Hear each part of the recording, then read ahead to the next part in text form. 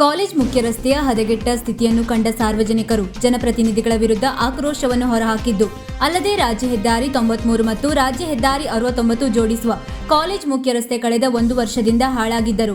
ಅದನ್ನು ಸರಿಪಡಿಸದೇ ಇದ್ದ ಕಾರಣ ಮಳೆಗಾಲದಲ್ಲಿ ರಸ್ತೆಗಳ ಗುಂಡಿ ಮುಚ್ಚಲು ವೆಟ್ ಮಿಕ್ಸ್ ಬಳಸಿರುವುದರಿಂದ ಈಗ ರಸ್ತೆಯ ತುಂಬಾ ಧೂಳಾಗಿ ಪರಿಣಮಿಸಿದೆ ಎಂದು ಇಸಳೂರು ಗ್ರಾಮ ಪಂಚಾಯತ್ ಸದಸ್ಯ ನವೀನ್ ಶೆಟ್ಟಿ ಅವರ ನೇತೃತ್ವದಲ್ಲಿ ಸಾರ್ವಜನಿಕರು ರಸ್ತೆಗಿಳಿದು ಆಕ್ರೋಶವನ್ನು ವ್ಯಕ್ತಪಡಿಸಿದ್ದಾರೆ. ವಾಹನಗಳ ಸಂಚಾರದಿಂದ ಮತ್ತು ಹಲವಾರು ತಿಂಗಳಿನಿಂದ ರಸ್ತೆಗಳು ಹಾಳಾಗಿ ಧೂಳು ಮತ್ತು ಹೊಂಡಗುಂಡಿಗಳಿಂದ ಕೂಡಿ ಸಾರ್ವಜನಿಕರ ಸಂಚಾರಕ್ಕೆ ಕಷ್ಟವಾಗಿದೆ. ಈ ಧೂಳಿನಿಂದ ಜನರಿಗೆ ಅನೇಕ ರೋಗ ಲಕ್ಷಣಗಳು ಕಾಣುವ ಸಾಧ್ಯತೆ ಇದ್ದು, ಅಲ್ಲದೆ ಈ ರಸ್ತೆಯಲ್ಲಿ ಪ್ರತಿನಿತ್ಯ ಸಾವಿರಾರು ಶಾಲಾ ಕಾಲೇಜು ವಿದ್ಯಾರ್ಥಿಗಳು, ಆಸ್ಪತ್ರೆಗೆ ಬರುವ ರೋಗಿಗಳು ಮತ್ತು ಸಾರ್ವಜನಿಕರು ಮಾಸ್ಕ್ ಧರಿಸಿ ಸಂಚರಿಸುವ ಪರಿಸ್ಥಿತಿ ನಿರ್ಮಾಣವಾಗಿದೆ ಎಂದು ಅಧಿಕಾರಿಗಳು ಮತ್ತು ಜನಪ್ರತಿನಿಧಿಗಳ ವಿರುದ್ಧ ಜನರು ತಮ್ಮ ಅಸಮಾಧಾನವನ್ನು ಹೊರಹಾಕಿದ್ದಾರೆ. ಸಾರ್ವಜನಿಕರ ಆಕ್ರೋಶದ ಮಾಹಿತಿ ಹೊರಹೋಗುತ್ತಿದ್ದಂತೆ ಲೋಕೋಪಯೋಗಿ ಇಲಾಖೆಯ ಶಿರಸಿ ವಿಭಾಗದ ಸಹಾಯಕ ಕಾರ್ಯನಿರ್ವಾಹಕ ಇಂಜಿನಿಯರ್ ಸ್ಥಳಕ್ಕೆ ಭೇಟಿ ನೀಡಿ ಪರಿಶೀಲನೆ ನಡೆಸಿ ನವೆಂಬರ್ 17ರ ಒಳಗಾಗಿ ರಸ್ತೆ ದುರಸ್ತಿ ಕಾರ್ಯ ಪ್ರಾರಂಭಿಸಲಾಗುವುದು ಎಂದು ಭರವಸೆಯನ್ನು ನೀಡಿದರು.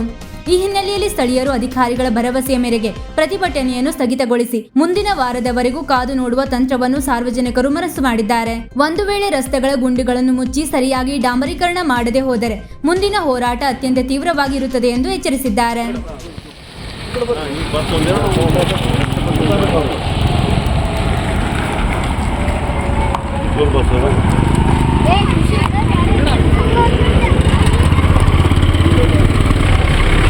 ಔಟ್ ಆಫ್ ಪೇಷನ್ಸ್ ಬಹಳ ಧೂಳ ಹೇಳ್ತಿದೆ. ಧೂಳ ಲೆಕ್ಕದ ಹೊರಗೆ ಓಡಾಡ್ತಿದ್ದಾರೆ, ದಿವಸ ಓಡಾಡ್ತಾರೆ ಕೂಡ. ಅದ್ರ ಜೊತೆಯಲ್ಲಿ ಹೈಯೆಸ್ಟ್ ಗಾಡಿಗಳು ಓಡಾಡ್ತದೆ ಮತ್ತು ಅದಕ್ಕಿಂತ ಹೆಚ್ಚಾಗಿ ಸಿರ್ಸಿಯ ಪ್ರತಿಷ್ಠಿತ ಹಾಸ್ಪಿಟಲ್ PSS ಇಲ್ಲೇ ಇದೆ. ಆದರೆ ಈ ರಸ್ತೆ ಪೂರ್ತಿ ಹದಗೆಟ್ಟೋಗಿದೆ. ಕಾಲೇಜ್ ಸ್ಟೂಡೆಂಟ್ ಇದ್ದಾರೆ, ಪ್ಲಸ್ ಹಾಸ್ಪಿಟಲ್ ಬರುವಂಥ ಪೇಷಂಟ್ಗಳು ಎಲ್ಲರಿಗೂ ಅಸ್ತಮ ಆಗಲಿಕ್ಕೆ ಮುಖ್ಯ ಕಾರಣ ಆಗ್ತದೆ. ಮತ್ತೊಂದು ಏನು ಅಂತ ಹೇಳಿದ್ರೆ, ಜನಸಾಮಾನ್ಯರೇ 2 ವೀಲರ್ ತಗೊಂಡು ಓಡಲಾರುವಂಥ ಪರಿಸ್ಥಿತಿಯಲ್ಲಿ ಈ ರಸ್ತೆ ಇದೆ.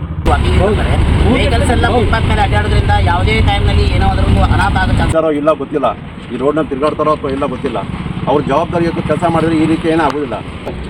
ಅದು ಅಂದ್ರೆ ರುಟೀನ್ ವರ್ಕ್ ಅದು ಮೇಂಟೆನೆನ್ಸ್ ಮಾಡೋದಿಲ್ಲ, ಮಾಡಲೇಬೇಕು. ಏನು ಮಾಡಿಲ್ಲ ಅಂದ್ರೆ ಆ ದುಡ್ಡು ಎಲ್ಲ ಹೋಗುತ್ತೆ. ನಾವು ಪ್ರತಿಭಟನೆ ಮಾಡಿದಾಗಲೇ ಅದಕ್ಕೆ ಕೆಲಸ ಆಗತಕ್ಕಂಥದ್ದು ಹಂತದಲ್ಲಿ ಈ ಥರ ವಿಧಾನಗಳಿದ್ದಾವೆ, ಹೇಗೆ ಅಂತ ತಿಳಿಸ್ಬಿಟ್ರು. ಅಂದ್ರೆ ನಾನು ಹೇಳ್ಬಿಟ್ಟು ಮಾಡಿಸ್ಕೊಡ್ತೇನೆ. ಯಾವನ್ನ ಹೇಳಿದ್ರು ಅವ್ನು ಸರಿ ಯಾವಾಗಿಂದ ಸ್ಟಾರ್ಟ್ ಪೂರ್ತಿ ಹೊಂಡ ಧೂಳುಗಳಿಂದ ತುಂಬಿಕೊಂಡಿದೆ. ಇದರಲ್ಲಿ ಮುಖ್ಯವಾಗಿ ಹೇಳಬೇಕಂತಂದರೆ ಇದು ಕಾಲೇಜ್ ರಸ್ತೆ ಅಂತಲೇ ಫೇಮಸ್ಸು. ಇದರಲ್ಲಿ ಸಣ್ಣ ಮಕ್ಕಳ ಶಾಲೆಯಿಂದ ಹಿಡಿದು ಎಲ್ಲ ಡಿಗ್ರಿ ಶಾಲೆ ಕಾಲೇಜ್ ತನಕನೂ ಇದೆ. ಇಲ್ಲಿ ದಿವಸ 1000ಕ್ಕೂ ಹೆಚ್ಚು ಜನ ಮಕ್ಕಳು ಓಡಾಡ್ತಿದ್ದಾರೆ, ದಿವಸ ಓಡಾಡ್ತಾರೆ ಕೂಡ.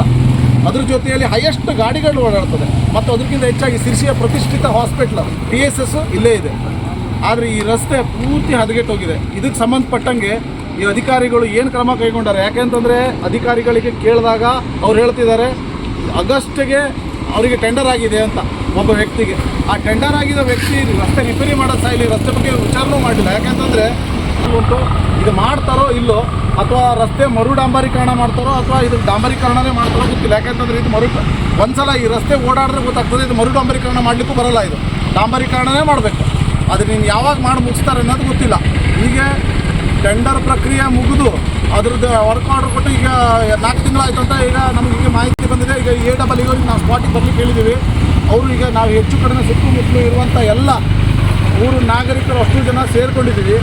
ಇವತ್ತು ಈ ರಸ್ತೆ ಪರವಾಗಿ ನಾವೆಲ್ಲ ಒಂದು ವಿಚಾರ ಮಾಡಿದ್ದೀವಿ. ಏನಂತಂದರೆ ಇವತ್ತು AWO ಅವ್ರು ಬಂದು ನಮ್ಗೆ ಕರೆಕ್ಟಾಗಿ ಮಾಹಿತಿ ಕೊಡಬೇಕು, ಅಥವಾ ಇಂಜಿನಿಯರ್ ಅಭಿಯಂತರವ್ರು ಬಂದು ನಮಗೆ ಕರೆಕ್ಟಾಗಿ ಮಾಹಿತಿ ಕೊಡಬೇಕು ಈ ವಿಷಯವಾಗಿ ಏನಾಗಿದೆ, ಯಾವಾಗಿಂದ ಸ್ಟಾರ್ಟ್ ಮಾಡ್ತಾರೆ ಅಂತ. ಟೆಂಡರ್ ಆಗಿದೆ, ಆಗಸ್ಟ್ಗೆ ವರ್ಕ್ ಆರ್ಡರ್ ಕೊಟ್ಟಿದ್ರು.